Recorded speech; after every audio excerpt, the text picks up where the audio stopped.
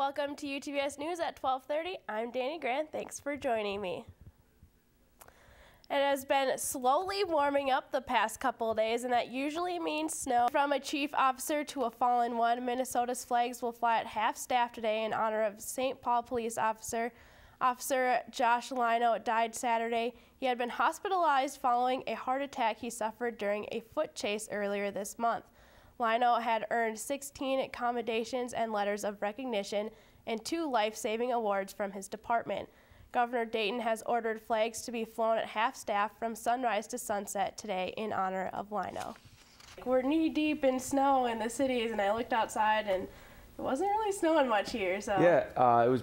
St. Cloud was kind of the end of the snow, kind of moved. And thanks for joining us this afternoon. You can catch us again this evening at 4:30 and 5:30 and any time of day on utbsnews.com. That's right, guys, and his latest achievement is something no freshman has ever accomplished before, otherwise known as Johnny Football. Texas A&M's quarterback has just been given college football's highest prize Saturday, the Heisman Trophy. Manziel beat out Notre Dame linebacker Manti Te'o and Kansas State's quarterback Colin Klein in a landslide vote to claim the title. Believe it. I almost didn't think that it was real. Manziel and his number 10 ranked Aggies have only one more game this season when they take on Oklahoma in the Cotton Bowl on January 4th. Husky fans really could have made a whole day out of all the events that happened over the weekend. You know, they kind of did. It started at about 2 in the afternoon, and with hockey late at night, it went to about 10:30 on Friday. So yeah, it all was day long. It was crazy. It was insane, but it was a busy weekend in St. Cloud with a lot of home games. First, we saw the women's hockey team at the National Hockey and Event Center taking on the Minnesota State Mankato Mavericks. The ladies started things early with just up the road from the hockey center at Hollenbeck Hall. The basketball had a ball of a weekend as well.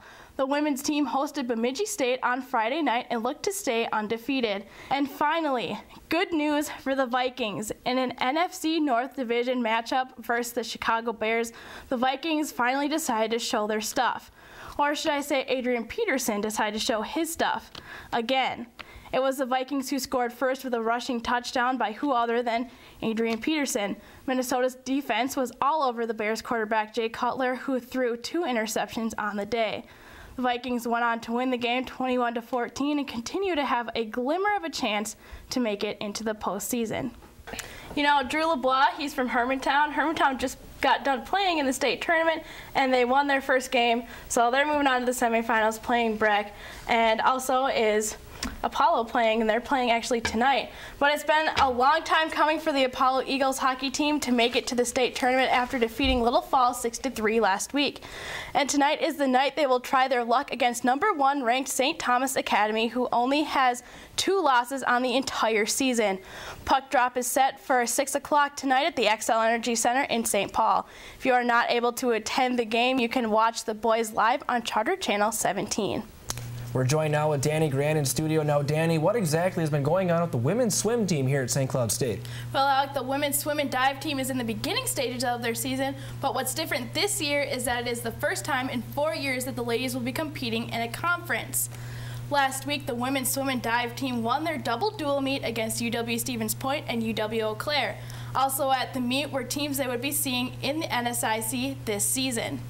It was announced last spring that the women's swim and dive team would compete in the Northern Sun Intercollegiate Conference for the 2012-13 season. This is the first time the ladies have competed in a conference since the 2007-2008 season when they were in the Northern Central Conference. Obviously, one of our team goals is to be NSIC champions. The first year of the championship would be exciting for them, and so that's one of our team goals, and also to finish in the top 10 at nationals.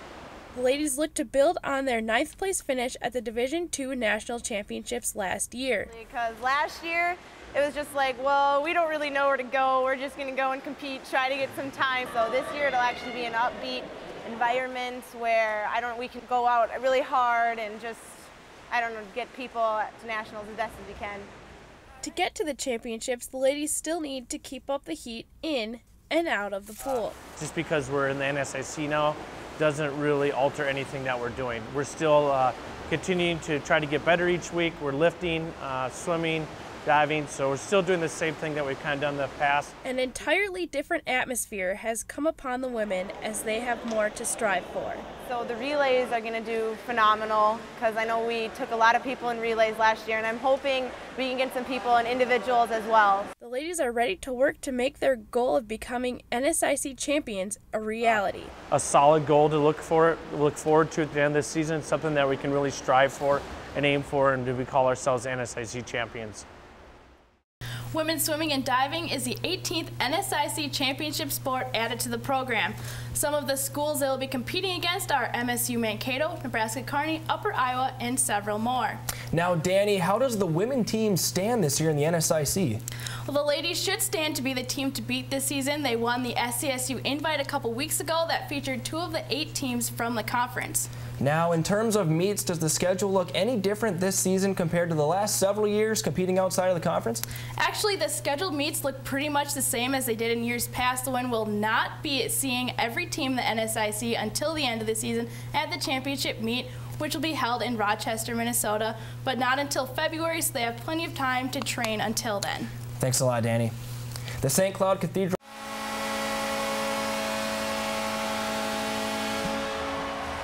Fans at the National Hockey and Event Center are like none other, but what exactly keeps them coming back? What keeps me coming back to the games is probably the thing that actually brought me to the games. It's the play on the ice and the fans, specifically the dog pound itself. And just being here, being part of this experience here is just like amazing. Like fans here are just, we're like really into it. This fan base is really behind them. Just gotta love the passion that's there and still is running around in a lot of students. The fans know exactly how to keep the players pumped up for the entire game. The Let's Go Huskies cheer, because it seems like every time we start yelling that one out, it really gets the guys pumped up and motivated, and that's usually when it seems like they play their best. It's just kind of a chain effect from there. We do better, the dog pound gets louder, and the dog pound gets louder, we do better. So it's a pretty good relationship we have going on, and we're lucky to have one of the better ones in the country. They know how to spark us and get us going, and I just like to say it's one of the loudest rinks in the nation, and you definitely can see that every game. The reoccurring dog pound does not go unnoticed by the players. Yeah, the goal light guy is always he's a favorite. You know, he especially stands out, especially when the lights go up for the introduction, and all you see is just that bouncing light in the crowd. With the goal light guy, he seems to be at every game. I don't know, I just notice him pretty often. Would be my favorite group of fans. I don't know if I could really single out one of them, but they always have the giant waving flag and that guy with the light on top of his head. Even though you never see the fans in the dog pound sitting, they have the best seats in the house. Probably very, very intimidating when we're like sitting there yelling, because you have not only us here on this side, but on the other side you have the other student section, so the opposing goalie literally has to hear an earful from the both of us. Well, I think they're rowdier, and you know, certain games are there earlier than most fans, and I think they're relentless on a goalie, and I think they have a huge effect. What really makes this group of fans special is the dedication. Addicted to the atmosphere and the play of the Huskies. It's hard for me to go and see myself on going to somebody else's game. I guess I'd say we get, at least this year, we've had a large group of fans come to almost every game. I mean, there were probably 20 or 30 fans even in Alaska. For Chelsea Johnson, I'm Danny Grand, Husky Productions.